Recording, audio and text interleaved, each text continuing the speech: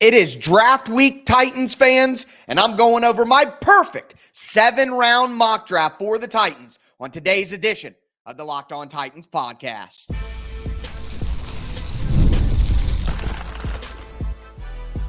You are Locked On Titans, your daily Tennessee Titans podcast, part of the Locked On Podcast Network, your team every day.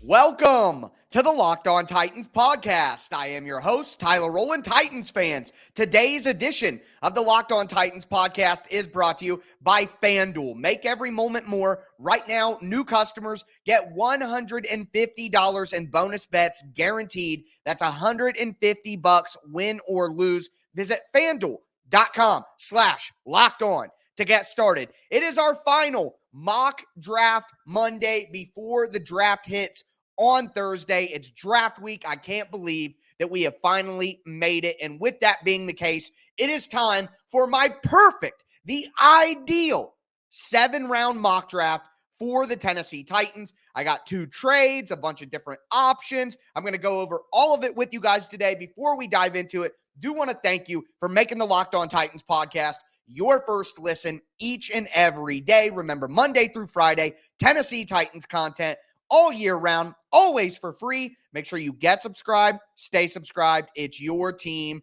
every day. Shout out to my everydayers out there. I got a great week in store for you guys. Obviously, we're doing my ideal 7-round mock draft today. Tomorrow, I'm going to look at all of the visits the Titans have had with draft prospects and try to connect the dots a little bit there. On Wednesday, we're going to talk about all of the latest rumors, what the whispers are, what we're hearing about what the Titans could do. Thursday, of course, I will have a full draft preview, and then I do instant reaction videos after every pick. I'm going to have nightly recaps and previews of the next day all throughout the weekend. Make sure that you stay with me here on the Locked On Titans podcast. This is one of the best weeks of the year. But with that being said, we got a mock draft to get into. Enough preamble. Let's get it. Number 1.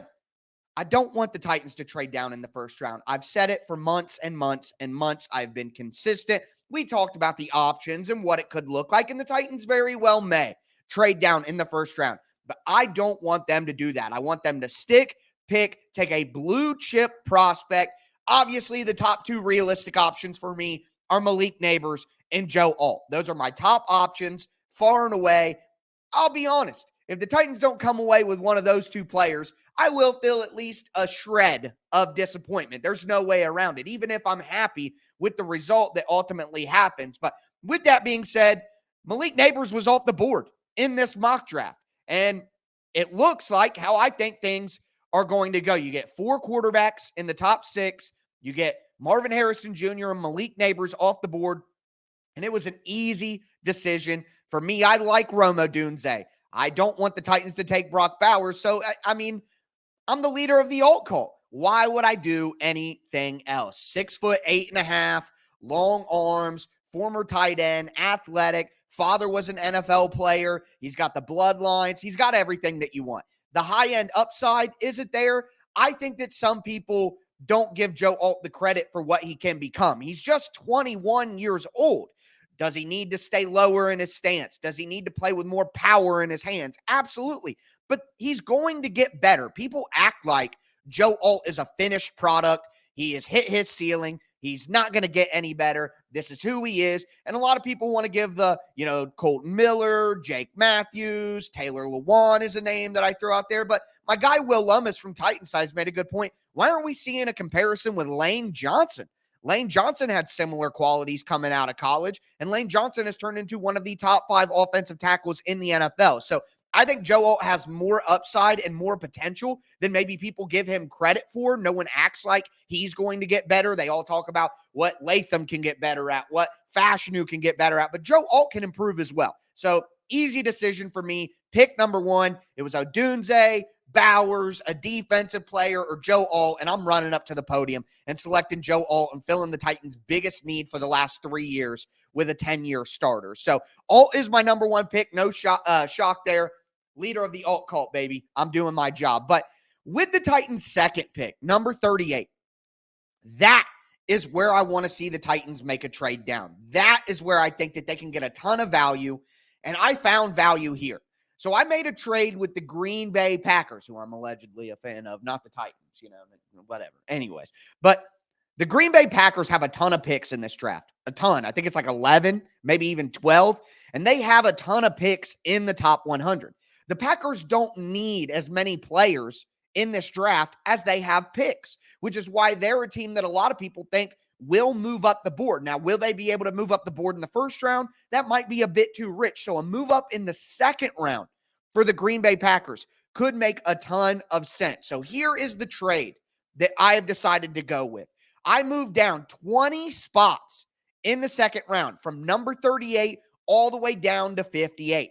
But what I'm getting back is number 88 and number 91. Now, I got to kick in 106 to make it work. If you look at the trade charts, like the Rich Hill trade chart, this is 184 to 189. Pretty clean, pretty even. There are some previous draft trades in the last couple of years that would point to this being a fair trade as well.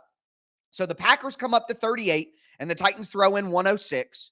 And in return, the Titans get back 58, 88, and 91. So you go from having only 2 picks in the top 100 to having 4 picks in the top 100 in a draft that is top heavy. That, after the first 100 picks, 125 picks, the talent really drops off. So this gives the Titans a way to get a ton of those top 100 prospects and hit a bunch of needs and get a bunch of good players. So I made the move. I know going down 20 spots can be a little hard to stomach when you first hear about it, but I think this is a great move for the Titans and the Packers. The Packers have 41 as well. So they have 25, 38 now, and 41. It makes sense from the Packers' perspective to kind of consolidate some of those picks to jump up the board. So I think this is a good deal for the Titans. And with pick number 58, I just can't go away from him.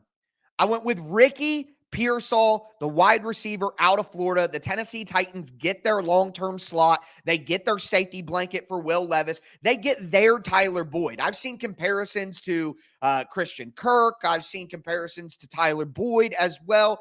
I don't know that, Ricky Pearsall is going to be Christian Kirk, but I think that Tyler Boyd makes a ton of sense at 6 foot, 190-some pounds.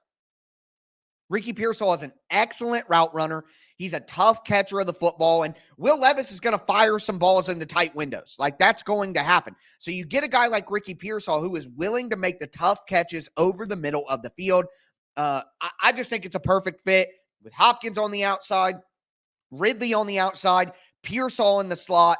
You've really done something to this wide receiver group. I think this would be excellent. And for the Titans to drop back to 58 and pick up 2 more top 100 picks and still leave out with Joe Alt and Ricky Pearsall, I'm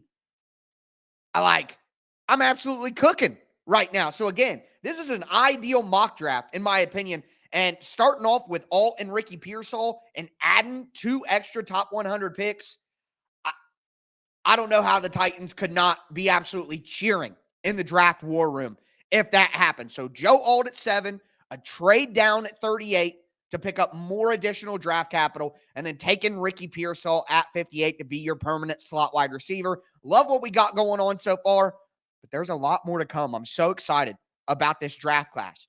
It's time to hit some defense, ladies and gentlemen. So we're going to dive into that. Before we do want to let you guys know that today's episode is brought to you by FanDuel.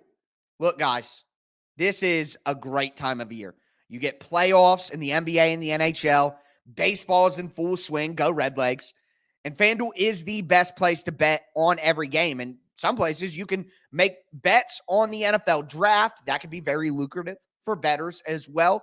Right now, again, a perfect time. New customers get $150 in bonus bets guaranteed. That's $150 win or lose. You could bet on everything from slap shots to home runs to slam dunks to Scotty Scheffler winning every golf tournament for the rest of eternity, all on an app that is safe, secure, and easy to use. What are you waiting for? Visit FanDuel.com/lockedon and make your first bet an automatic win. FanDuel, America's #1 sportsbook. Also want to let you guys know that today's episode is brought to you by Monopoly Go. Look, I've been told that I'm a competitive person, and quite honestly, it's clearly true. But my competitive side really, really loves Monopoly Go. I'm sure you've heard of it. It's been downloaded over 150 million times. It's a great twist on classic Monopoly where you play not one, but hundreds of Monopoly boards in crazy locations, and you can build up these amazing cities that bring you big money. And the best part is you get to mess with your friends. You could charge them rent on your iconic properties, just like regular Monopoly, but you can also heist their vaults and keep all the riches for yourself. It's fantastic. And there's leaderboards that show you who has the biggest Monopoly tycoon. It's not just your competitive side that's going to love it, though. You can also team up with your friends and people all around the world in time tournaments to earn huge rewards. Get in the game and join your friends. Download Monopoly Go for free right now on the App Store or Google Play.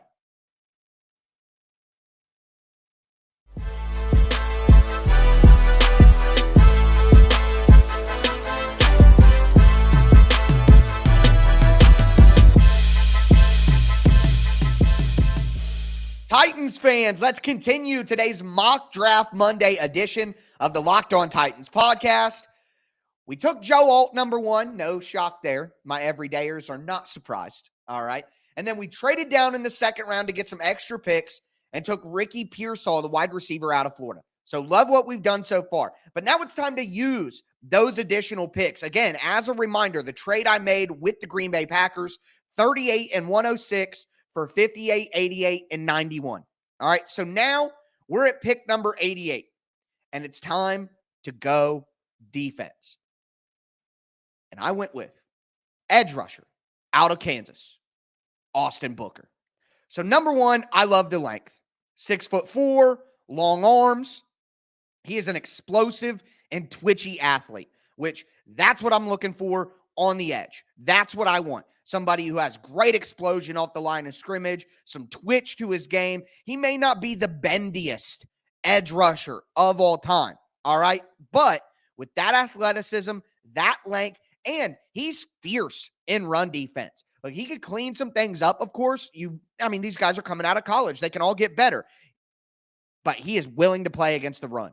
So when you have somebody like Arden Key, who really is ineffective against the run, and is more of just a pure situational pass rusher, which the coaching staff has already said that. So they confirmed my view of Arden Key. Getting somebody like Austin Booker who's willing to be fierce against the run, I think that's huge. Now, look, Booker needs to put on some weight, okay? He's a little thin, and that can come with time. But he's a younger in this draft class, I guess. So he has the ability to put on more weight and grow into his man body. And then with that, he needs to develop his pass rushing technique. He doesn't have a lot of great pass rushing moves, all right, secondary moves after he shoots his first one. What's he going to do after? So I think improving his technique, improving his pass rush moves, getting with the coaching staff of the Tennessee Titans on defense and growing as a player physically with the weight and then with his development and his technique, I think that you get a guy with great athleticism, with great explosion, with twitch, with length, with youth, and then you coach him up. That is what you're supposed to do. So I hit the Titans' second biggest need at number 88 with Austin Booker from Kansas. So now we have Joe Alt, Ricky Pearsall, Austin Booker, and 3 picks later, number 91. It's time for the Titans to pick again. Again, that trade down with the Packers was a 20-spot trade down, but it got you 2 additional picks in the top 100. And with that second additional pick that I picked up, number 91, I know there's some downside here, but I can't ignore the ball production. Cam Kinchens from Miami, safety. I had to do it. Look, I had other options. Could have went with Renardo Green, the cornerback out of Florida State. And I think the Titans may draft a cornerback here, and people may not be expecting it. So I did consider that. Dominic Punai from Kansas, the offensive lineman. I think getting another guard in the pipeline could make sense. Jeremiah Trotter Jr., the linebacker from Clemson, was on the board as well. Could have gone linebacker. But I'm going with Kinchens. All right, look. Again, ball hawk, ball production, interceptions, Go take the ball away from the other team. That's what this defense needs to do. That's what defenses have to do in the NFL. There's no more 85 Bears. There's no more 2000 Ravens. All right, that is over. All right, defenses are not elite anymore. Look at San Francisco last year in the playoffs. They didn't need elite defense, and all of a sudden they're giving up a bunch of points all over the place. Okay, so what you got to do on defense in the NFL nowadays is bend, don't break, be good in the red zone, and create turnovers.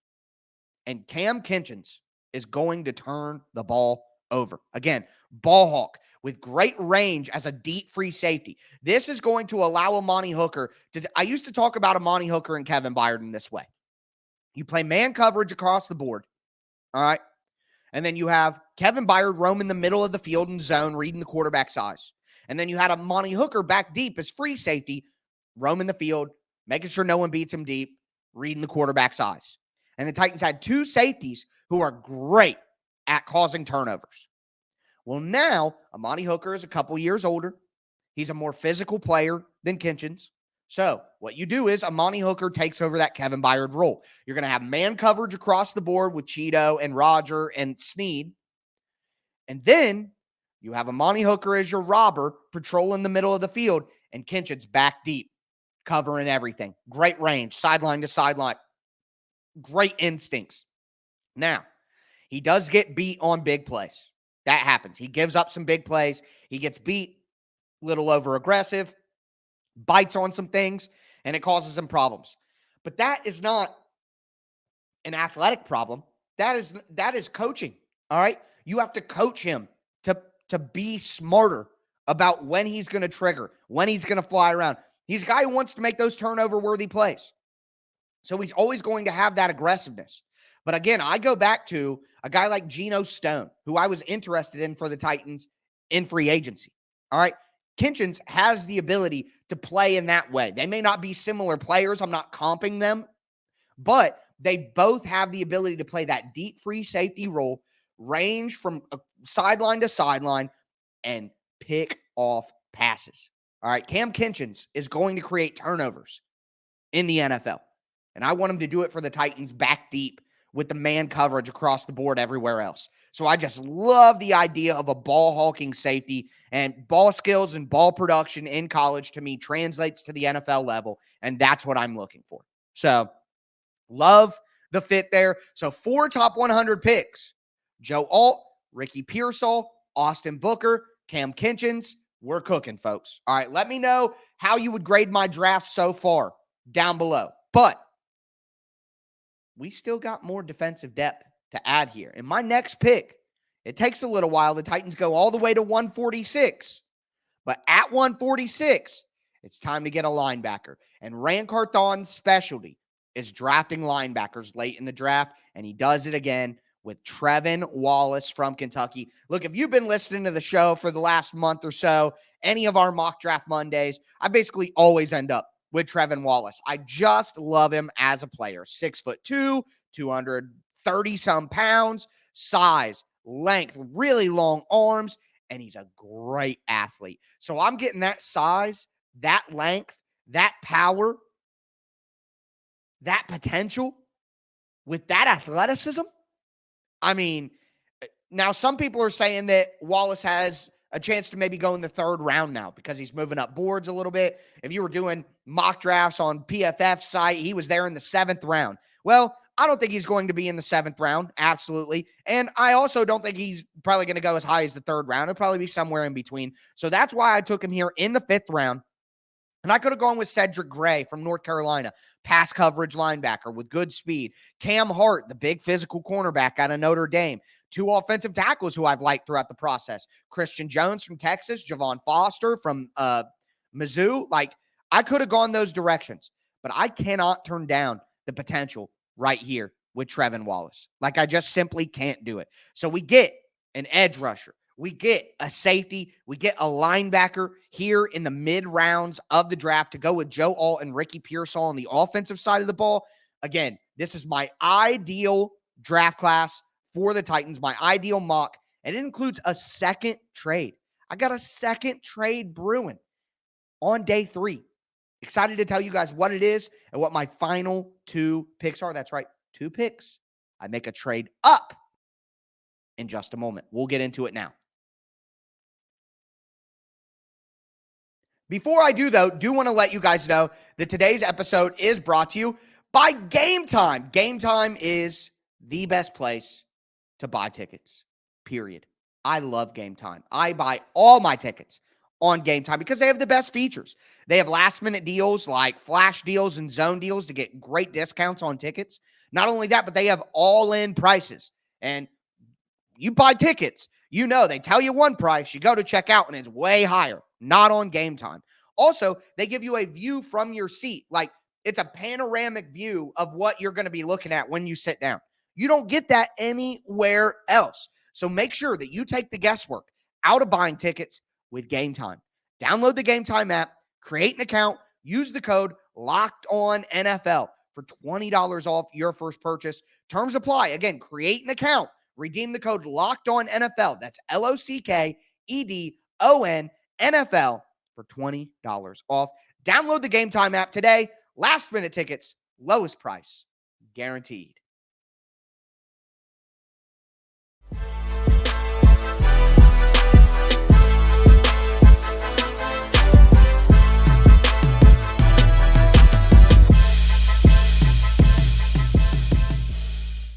Titans fans, let's cap off today's edition of the Locked On Titans podcast, doing my ideal 7-round mock draft for the Tennessee Titans. Some great picks so far. Let me know your grade for my mock draft down below. What decisions do you agree with? What do you disagree with? I'm all ears. All right, it's draft week, folks. One of the best weeks of the year here on the Locked On Titans podcast. Our mock draft Monday is today, but tomorrow we are going to look at all of the visits that the Tennessee Titans have done so far and kind of try to connect the dots. Then on Wednesday, go over the latest rumors, what we're hearing, what are the whispers, all right? What could the Titans do in the draft? Who do they like? Other things to pay attention to as well. Thursday, a full draft preview. And then, of course, I'll have instant reaction videos to every single pick. I'll do a nightly recap going live every night after the draft concludes to talk about what the Titans have done, look ahead at what could be coming next. The content is coming your way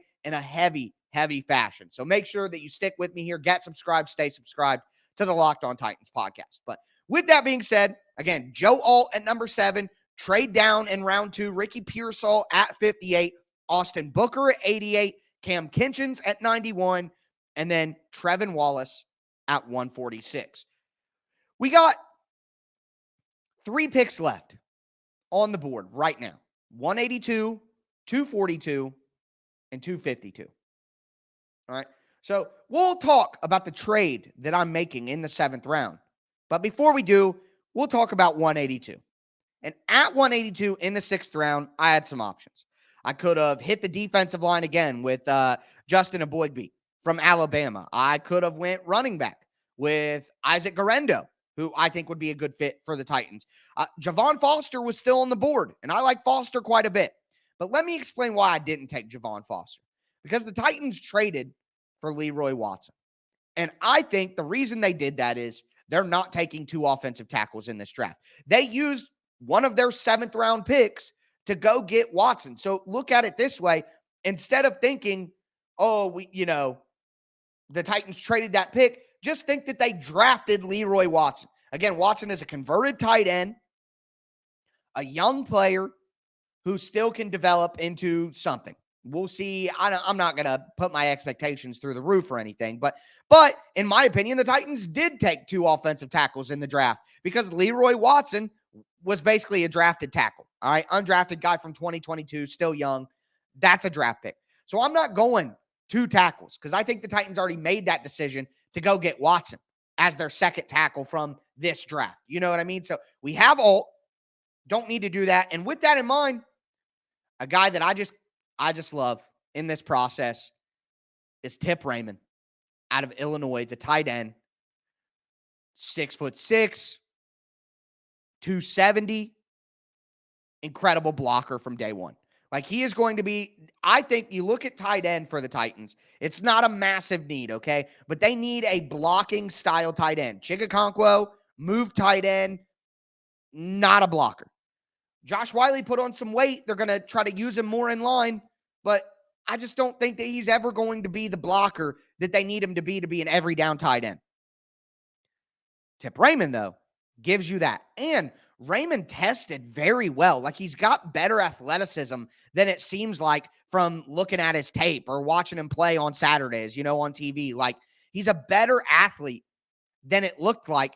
And while he did not give you much in terms of catching the ball, I think he had around 400 receiving yards for his whole college career. He has the ability to do more.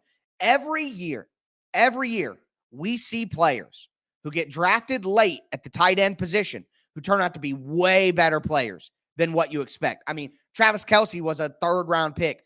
George Kittle was a 5th-round pick. I think that Tip Raymond has some ability to be a George Kittle. He's got the athleticism.